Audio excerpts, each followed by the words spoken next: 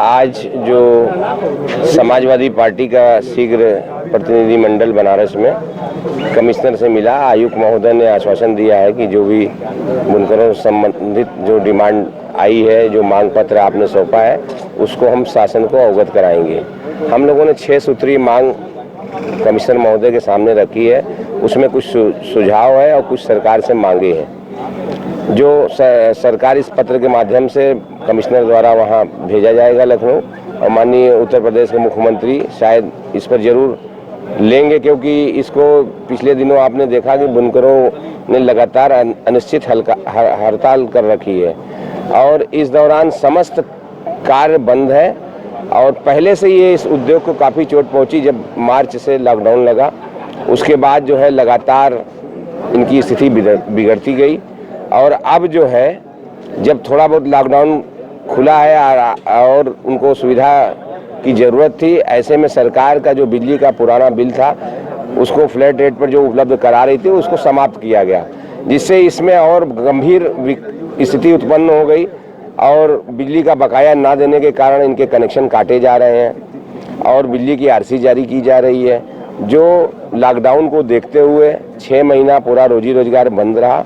सरकार को ऐसा कोई कदम नहीं उठाना चाहिए जो जन विरोधी हो।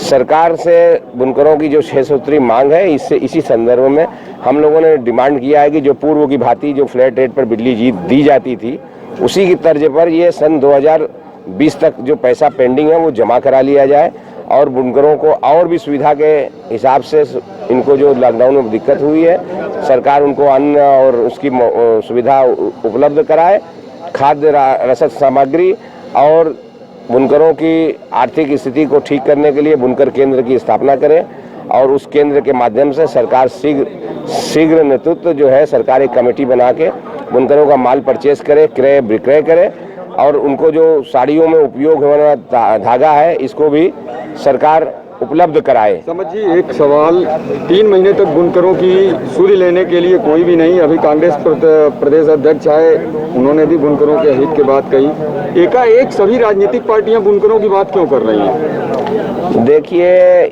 कोई एक पार्टी नहीं है, हर एक व्यक्ति की, हर एक नागरिक की है, हर एक पॉलिटिकल पार्टी की नैतिक जिम्मेदारी बनती है कि अगर समाज में कहीं किसी के साथ अत्याचार हो रहा है तो उसके साथ खड़ा हो। इसी परिप्रेक्ष्य में सभी दलों के लोग मिल रहे हैं, मगर हम लोग चूंकि खुद भी बुनकर हैं, हम लोगों के रोजी रोजगार बंद है, हम लोगों से बेहतर तो कोई नहीं जानेगा।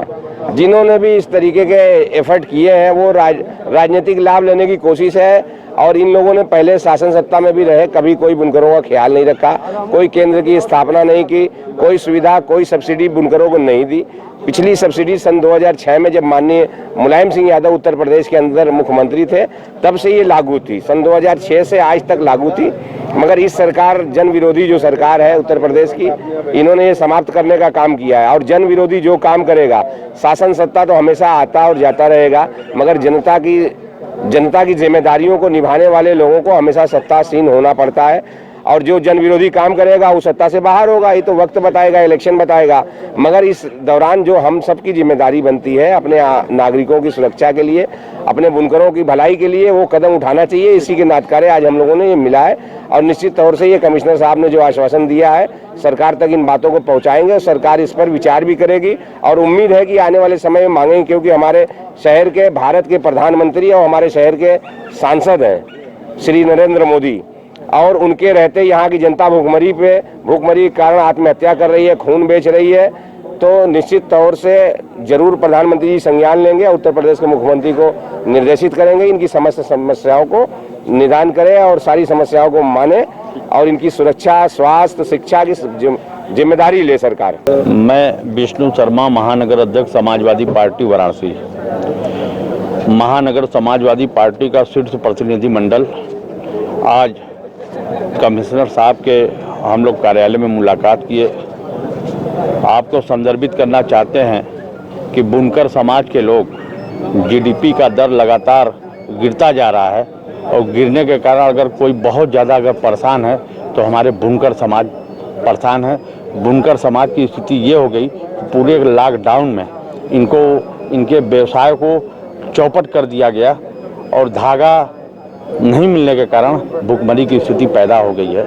और बुनकर समाज का जो अपना अधिकार और जायज़ मांग था, उसके लिए लगातार लोग संघर्ष भी करते रहे।